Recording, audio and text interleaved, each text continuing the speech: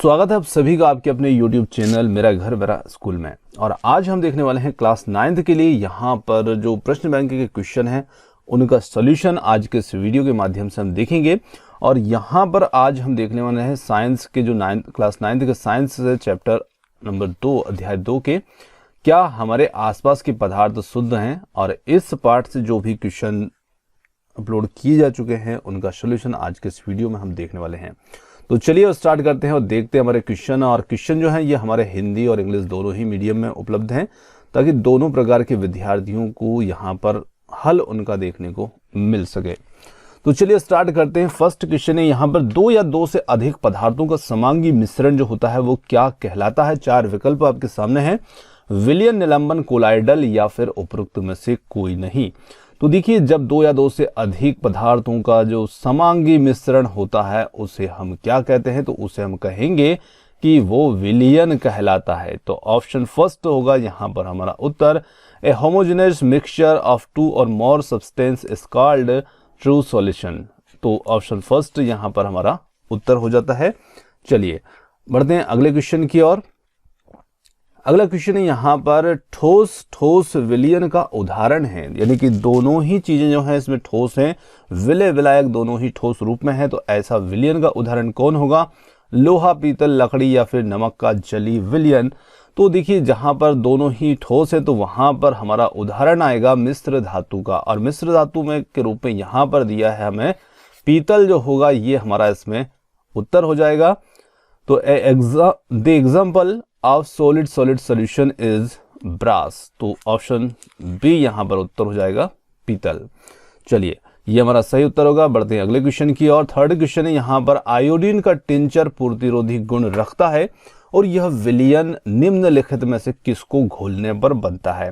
तो देखिए, आयोडीन का जो टिंचर होता है, टिंचर बनेगा तो किन किन 2 पदार्थों का मिश्रण या विलयन होता है। तो हमें यहाँ पर देखना 4 विकल्प इस प्रकार से हैं, पोटेशियम आयोडाइड में आयोडीन, वैसलीन में आयोडीन या जल में आयोडीन, या फिर डी है अल्कोहल में आयोडीन। तो यहां पर हम कहेंगे कि आयोडीन का जो टिंचर होगा वो बनता है अल्कोहल में आयोडीन का। ऑप्शन डी इसके लिए बिल्कुल करेक्ट होगा, आयोडीन इन अल्कोहल, ऑप्शन डी।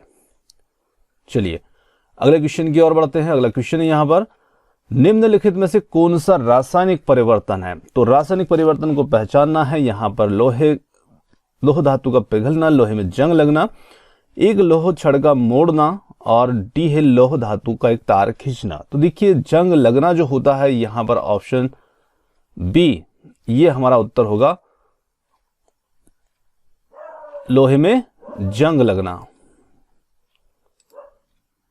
चलिए, तो यहां पर इसके लिए जो करेक्ट आंसर होगा हमारा ऑप्शन बी होगा, लोहे में जंग लगना, rusting of iron, option B. चलिए अगले क्वेश्चन की ओर बढ़ते हैं। निम्नलिखित में से कौन यौगिक नहीं है। अब उसे पहचानना जो यौगिक नहीं है, potassium chloride, iodine, carbon monoxide या फिर iron sulphide. Which of following are not compound. तो यहां पर हमारा उत्तर जो बनेगा वो बनेगा आयोडीन, क्योंकि आयोडीन जो होता है ये एक क्या है, तत्व है। तो यहां पर इसे हम यौगिक नहीं कह सकते। तो ऑप्शन बी यहां पर करेक्ट आंसर होगा इसका। चलिए अगले क्वेश्चन की ओर बढ़ते हैं। रक्त स्थान मिश्रण नहीं है। तो यहां पर कौन मिश्रण नहीं है उसे पहचानना है।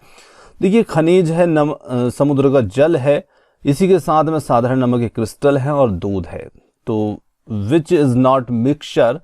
तो यहां पर हमारा जो आंसर बनेगा वो बनेगा साधारण नमक के क्रिस्टल। ऑप्शन सी जो होगा ये बिल्कुल राइट होगा, क्योंकि साधारण नमक का जो क्रिस्टल होगा ये मिक्सचर नहीं होगा, कॉमन सॉल्ट, ऑप्शन सी। चलिए अगले क्वेश्चन की ओर बढ़ते हैं। जब तरल तेजी से घूमता है तो सघन कणों को नीचे की ओर और हल्के कणों को ऊपर रहने के लिए मजबूर किया जाता है, और इस सिद्धांत का उपयोग किया जाता है। अब इस सिद्धांत का उपयोग जो है कौन सी विधि में हम करते हैं? अपकेंद्रीकरण, आश्वन वाष्पीकरण, क्रिस्टलीकरण। तो यहां पर हम कहेंगे कि इस विधि का जो उपयोग है हम करते हैं अपकेंद्रीकरण में। तो ऑप्शन ए यहां पर इसके लिए करेक्ट होगा, सेंट्रीफ्यूगेशन, ऑप्शन ए। चलिए बढ़ते हैं अगले क्वेश्चन की ओर। विषमांगी मिश्रण जिसमें विलय कण विघटित नहीं होते हैं और पूरे विलायक में निलंबित रहते हैं और विलय के कणों को नग्न आंखों से देखा जा सकता है, तो उसे हम क्या कहेंगे? कोलाइडल, संतृप्त घोल, ऊर्ध्वपातन या फिर निलंबन। तो देखिए जहां पर कणों को आंखों से, नग्न आंखों से देखा जा सकता है तो वो निलंबन होगा। और क्वेश्चन भी यहाँ पर आपको बताया जा रहा है कि निलंबित रहते, तो इसी से आपको हिंट भी मिल रही है कि ये निलंबन होता है। तो यहाँ पर ऑप्शन डी जो होगा हमारे लिए सही उत्तर होगा। चलिए ऑप्शन डी। बढ़ते हैं अगले क्वेश्चन की ओर। अगला क्वेश्चन है यहाँ पर, एक शुद्ध पदार्थ जो केवल एक ही प्रकार के परमाणु से बना है, जिसे भौतिक व रासायनिक साधनों के द्वारा दो या दो से अधिक पदार्थों में नहीं तोड़ा जा सकता, यौगिक कहलाएगा, तत्व कहलाएगा, अणु या फिर मिश्रण। तो जो एक ही प्रकार के पदार्थों से बना होता है वो क्या होता है? तत्व होता है। एक ही प्रकार के परमाणु से बना होगा, तो ऑप्शन बी यहां पर करेक्ट होगा, एलिमेंट। चलिए बढ़ते हैं अगले क्वेश्चन की ओर। अगला क्वेश्चन है यहाँ पर, निम्नलिखित में से कौन सी एक संपत्ति एक यौगिक का वर्णन नहीं करती है? तो उसे पहचानना, जहां पर यौगिक का वर्णन जिस विकल्प में नहीं हो रहा उसे। तो देखिए ये दो या दो से अधिक तत्वों से बना होता है, तो बिल्कुल यहाँ पर कंपाउंड जो होता है वो दो या दो से अधिक एलिमेंट से बना होता है। शुद्ध पदार्थ होता है, तो बिल्कुल कहेंगे कि शुद्ध पदार्थ होता है। भौतिक साधनों के द्वारा इसके घटकों को अलग नहीं किया जा सकता, ये भी सही बात है, क्योंकि यौगिक जो होता है उसे रासायनिक प्रक्रिया के तहत हम अलग कर सकते हैं, भौतिक के द्वारा नहीं कर सकते। और डी है यहाँ पर, यह द्रव्यमान के द्वारा किसी भी अनुपात में मिलाया जाता है। तो गलत बात है, किसी भी अनुपात में मिलाएंगे तो यौगिक नहीं बनेगा, मिश्रण बनेगा। तो यहाँ पर जो विकल्प यौगिक का वर्णन नहीं करता है वो हो जाएगा ऑप्शन डी, यह द्रव्यमान के द्वारा किसी भी अनुपात में मिलाया जा सकता है। ये हमारा यहाँ पर इस क्वेश्चन के आंसर के रूप में होगा, है ना। It is mixed in any proportion by mass. चलिए अगले क्वेश्चन की ओर बढ़ते हैं। जब दो तरल पदार्थ मिश्रण नहीं करते हैं तो वे दो अलग अलग परत बनाते हैं और इसे कहा जाता है, तो इसे हम क्या कहेंगे? तो देखिए जब दो तरल पदार्थ जो हैं वो मिश्रण नहीं करते हैं, दोनों अलग अलग हैं, तो हम यहाँ पर कहेंगे कि वो पदार्थ जो हैं क्या है? अघुलनशील तरल पदार्थ हैं। दोनों जैसे जल और तेल है, तो ये दोनों एक दूसरे में नहीं घुलते हैं। तो यहाँ पर ऑप्शन बी हमारे लिए उत्तर हो जाएगा, इमिसिबल लिक्विड्स, ऑप्शन बी। चलिए आगे बढ़ते हैं अगले क्वेश्चन की ओर। शुद्ध पदार्थ की परिभाषा के अनुसार निम्नलिखित में से कौन सा पदार्थ यहाँ पर शुद्ध है? बर्फ, पारा, लोहा या फिर डी है ये सभी। तो देखिए यहाँ पर जो पदार्थ दिए हैं बर्फ, पारा, लोहा, ये यौगिक तो हैं ही हैं, परंतु ये शुद्ध भी होते हैं। यौगिक भी शुद्ध होता है क्योंकि उसका रासायनिक संगठन एक समान होता है उसके अवयवों का। तो यहाँ पर ऑप्शन डी बनेगा हमारा करेक्ट आंसर, ये सभी। तो इसमें all of the above, option D हो जाएगा इसके लिए सही उत्तर। चलिए अगले क्वेश्चन की ओर बढ़ते हैं। अगला क्वेश्चन है यहाँ पर हमारा, तेल और पानी को पृथक करने के लिए निम्न में से कौन सी विधि प्रयोग में करेंगे? तो देखिए जब हमें तेल और पानी को अलग अलग करना है तो हम कौन सी तकनीक का प्रयोग करेंगे जिससे हम दोनों को अलग कर पाए? तो यहाँ पर आसवन, ऊर्ध्वपातन, पृथक्करण कीप या क्रोमेटोग्राफी। तो यहाँ पर हम उपयोग करेंगे ऑप्शन सी, पृथक्करण कीप का, और इसके माध्यम से हम दोनों को अलग अलग कर सकते हैं क्योंकि तेल और पानी जो होते हैं दो अलग अलग परतों के रूप में वहां पर होंगे। तो ऑप्शन सी यहाँ पर करेक्ट होगा, सेपरेटिंग फनल, ऑप्शन सी यहाँ पर उत्तर हो जाएगा। चलिए आगे बढ़ते हैं अगले क्वेश्चन की ओर। निम्न क्रियाओं में से किसका एक परिणाम एक मिश्रण होगा? टाइल्स को छोटे टुकड़े में पीसना, बर्फ के टुकड़ों को छोटे छोटे टुकड़ों में तोड़ना, या फिर सोडियम धातु को पानी में मिलाना, और डी है पानी में दूध मिलाना। तो देखिए मिश्रण हमें करना है तो दूध और पानी का मिश्रण आसानी से किया जा सकता है, ऑप्शन डी यहाँ पर हो जाएगा उत्तर, एडिंग मिल्क इन वाटर। चलिए आगे बढ़ते हैं अगले क्वेश्चन की ओर। छनन विधि का उपयोग निम्न में से किसको अलग करने के लिए उपयोग में लाया जाता है? तो छनन विधि का उपयोग यहाँ पर ठोस से ठोस को, या फिर ठोस से तरल को, या तरल से तरल को, या तरल से गैस को। तो जब हम एक ठोस को तरल से अलग करेंगे तो यहाँ पर हम उपयोग कर सकते हैं ठोस और तरल का। तो ऑप्शन बी हो जाएगा इसमें यहाँ पर सही उत्तर, लिक्विड फ्रॉम सॉलिड। चलिए आगे बढ़ते हैं। अगला क्वेश्चन है, वह विधि जिसके द्वारा क्रिस्टल के रूप में शुद्ध ठोस पदार्थ या ठोस को विलयन से पृथक किया जाता है। तो देखिए क्रिस्टल के रूप में जब हम उसे पृथक करेंगे शुद्ध ठोस पदार्थ को, तो वो विधि वाष्पीकरण, अपकेंद्रण, क्रिस्टलीकरण, आसवन, तो उसे हम कहेंगे ऑप्शन सी क्रिस्टलीकरण। ऑप्शन सी यहां पर करेक्ट आंसर होगा। चलिए अगला क्वेश्चन है, रक्त और समुद्र का पानी दोनों मिश्रण है, दोनों यौगिक हैं। रक्त एक मिश्रण है जबकि समुद्र का पानी यौगिक है, और डी है रक्त एक यौगिक है और समुद्र का पानी मिश्रण है। तो यहां पर हम कहेंगे कि दोनों रक्त और समुद्र का जो पानी है दोनों ही क्या है, मिश्रण है। तो बोथ मिक्सचर, ऑप्शन ए यहां पर करेक्ट होगा इसके लिए। चलिए आगे बढ़ते हैं अगले क्वेश्चन की ओर। खाना पकाना और खाने का पाचन दोनों भौतिक प्रक्रिया है, दोनों रासायनिक प्रक्रिया है, या फिर खाना पकाना भौतिक है जबकि खाने का पाचन रासायनिक प्रक्रिया है। डी है खाना पकाना रासायनिक है व खाने का पाचन भौतिक है। तो यहां पर हम कहेंगे कि जो दोनों ही प्रक्रियाएं होती है दोनों ही रासायनिक होती है, पकाना और पचाना। तो यहां पर ऑप्शन बी होगा इसके लिए करेक्ट। यहां पर are both chemical process, option B.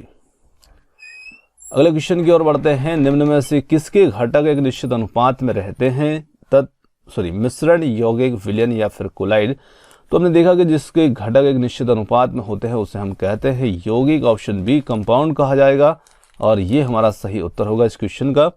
चलिए अगले क्वेश्चन की ओर बढ़ते हैं। निम्न में से कौन सा कथन सही है और कोलाइड के लिए? समांगी मिश्रण है, कणों का आकार बड़ा होता है, टिंडल प्रभाव दिखाते हैं और स्थिर होते हैं।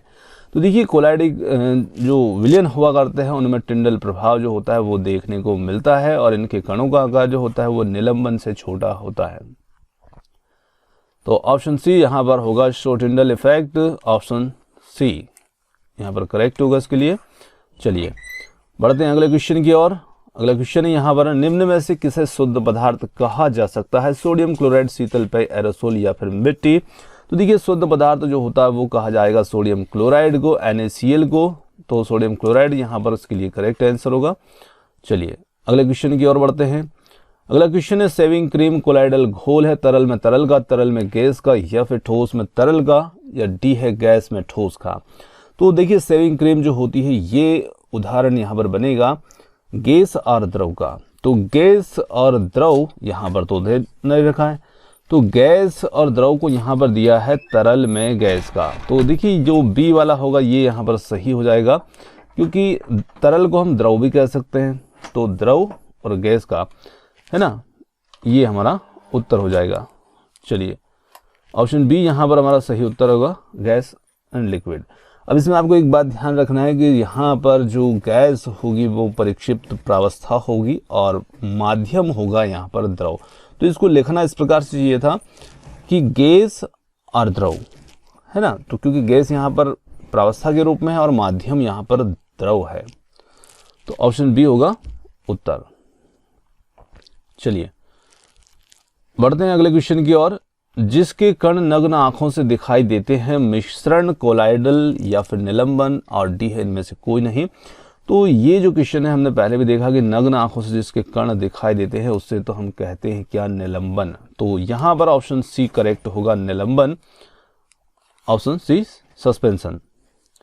चलिए अगले क्वेश्चन की ओर बढ़ते हैं। अगला क्वेश्चन है, बादल एक उदाहरण है, गैस में बिखरे तरल का, ठोस गैस में बिखरा हुआ, ठोस एक तरल में बिखरा हुआ, या ठोस ठोस में बिखरा हुआ। अब देखिए बात यहाँ पर समझने की बहुत महत्वपूर्ण है कि बादल की बात हो रही है। बादल जो होता है नमी युक्त भी हो सकता है, जरूरी नहीं कि बादल जो शुष्क रूप में हो।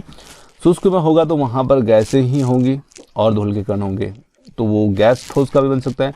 पर यहाँ पर बादल कोहरा जो होता है जिसे हम कह सकते हैं, जिसमें थोड़ी सी नमी हो, तो वहां पर क्या होता है कि गैस में तरल बिखरा होगा, मतलब कि द्रव उसमें बिखरा होगा।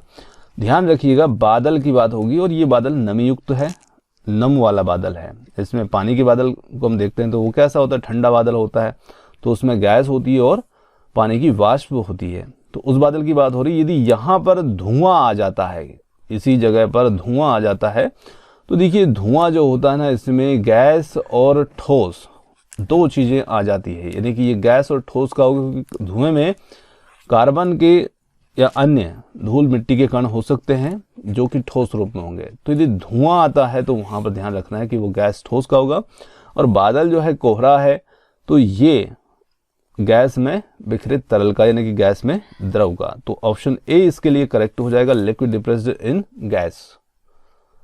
चलिए अगला क्वेश्चन है, यहाँ पर क्रोमेटोग्राफी का प्रयोग करते हैं तो डाई में रंगों को अलग करने के लिए, प्राकृतिक रंगों से लवकों को अलग करना, या फिर रक्त से नशीले पदार्थों को दूर करना, और डी है उपरोक्त सभी। तो क्रोमेटोग्राफी जो होती है इसका प्रयोग हम करते हैं ऑप्शन डी उपरोक्त सभी के लिए। तो option D all of the above हो जाएगा यहाँ पर हमारा आंसर। चलिए अगले क्वेश्चन की ओर बढ़ते हैं। अगला क्वेश्चन है यहाँ पर, इनमें से कौन से तत्व कमरे के तापमान से कुछ अधिक तापमान पर द्रव अवस्था ले लेते हैं? तो देखिए यहाँ पर आपको ध्यान रखना है कि सोडियम, पोटेशियम, सिलिकॉन या फिर गैलियम। तो ध्यान रखिएगा कि गैलियम जो होता है ये, और साथ ही साथ एक तत्व और आता है, यदि ये नाम ना हो तो आपको दे दी जाए सीजियम। तो ध्यान रखना है सीजियम जो होता है, सीजियम ये भी, जिसे हम संकेत के रूप में CS भी लिखते हैं, ये तो ये भी हो सकता है और ये भी हो सकता है, यानी कि दोनों ही ध्यान में रखना है, सीजियम को और गैलियम को। ये दोनों कमरे के तापमान से अधिक तापमान पर द्रव अवस्था ले लेते हैं। ऑप्शन डी हो जाएगा यहाँ पर सही उत्तर इसके लिए। चलिए अगले क्वेश्चन की ओर बढ़ते हैं। अगला क्वेश्चन है, निम्न में से कौन सा उपधातु है जर्मेनियम, ब्रोमीन, तांबा, आयोडीन? तो यहाँ पर हम कहेंगे कि इसके लिए जर्मेनियम जो धातु होती है ये एक उपधातु होती है, इसे हम उपधातु कहते हैं। तो ऑप्शन ए जर्मेनियम यहाँ पर हमारा आंसर होगा। चलिए अगले क्वेश्चन की ओर बढ़ते हैं। गंदे पानी का उदाहरण है, गंदा पानी जो है उदाहरण है किसका है? विलियन का, निलंबन का, कोलाइडल का, या फिर उपरोक्त सभी का? तो गंदा पानी जो है ये उदाहरण होता है निलंबन का। तो यहाँ पर ऑप्शन बी करेक्ट होगा इसके लिए, निलंबन। चलिए ये हमारा उत्तर हो जाएगा ऑप्शन बी। बढ़ते हैं अगले क्वेश्चन की ओर। अगला क्वेश्चन है, चीनी के घोल में चीनी विलय है, पानी विलायक है? बिल्कुल सही बात है, चीनी विलय है और पानी विलायक है। ऑप्शन फर्स्ट यहाँ पर सही होगा इसके लिए, ए। चीनी यहाँ पर विलय है और पानी विलायक है। ध्यान रखिएगा, जो कम मात्रा में होता है वो विलय होगा, जो घुलता है उसे विलय कहते हैं, और ज़्यादा मात्रा में हो जो अपने अंदर घोल लेता है उसे हम विलायक कहते हैं, जिसे जल। तो ऑप्शन ए यहाँ पर हमारा आंसर होगा। Sugar is solute, water is solvent. चलिए अगला क्वेश्चन है, यहाँ पर पीतल मिश्रण है, तो पीतल किस किस का मिश्रण होती है? जिंक और टीन का, कॉपर और टीन का, जिंक और कॉपर का, और या फिर कॉपर और लोहे का? तो देखिए पीतल जो होता है ये मिश्रण होगा जिंक और कॉपर का। और जिंक और जो कॉपर होते हैं इनमें जिंक की जो मात्रा होती है, जिंक इसमें 30% होता है, और साथ में जो कॉपर होता है Cu ये होता है 70%। तो इस प्रकार से हमें इसका प्रतिशत भी ध्यान रखना है, इतने इतने प्रतिशत के रूप में ये मिले होते हैं। तो हमारा आंसर हो जाएगा इसमें ऑप्शन सी। चलिए तो यहाँ पर आज के मेरे साइंस से संबंधित जो 30 क्वेश्चन थे ये समाप्त होते हैं। और क्वेश्चन आपको कैसे लगे, वीडियो आपको कैसा लगा, कमेंट्स करके जरूर बताइएगा। और वीडियो पसंद आया तो वीडियो को लाइक, शेयर और चैनल को सब्सक्राइब करना ना भूलिएगा। आपने हमें इतनी देर सुना उसके लिए बहुत बहुत धन्यवाद। Thank you so much. मिलते हैं जल्द ही एक और नए किसी वीडियो के